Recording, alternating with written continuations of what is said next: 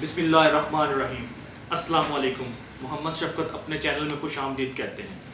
میرے دوستوں اور میرے فیملی کے ممبر، آج میرا آپ کے لیے اہم پیغام ہے۔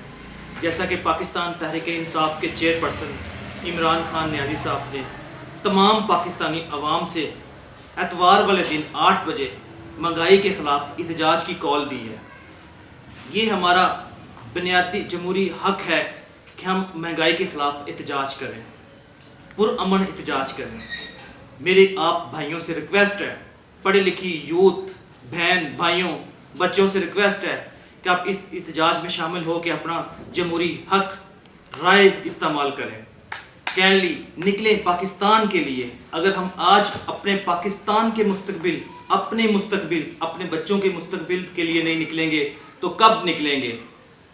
میری اپیل ہے اپنے دوستوں سے، تمام فیملی ممبر سے کہ نکلیں پاکستان کی خاطر۔ یہ عمران خان کا اکیلا پاکستان نہیں، یہ ہمارے سب عوام کا پاکستان ہے۔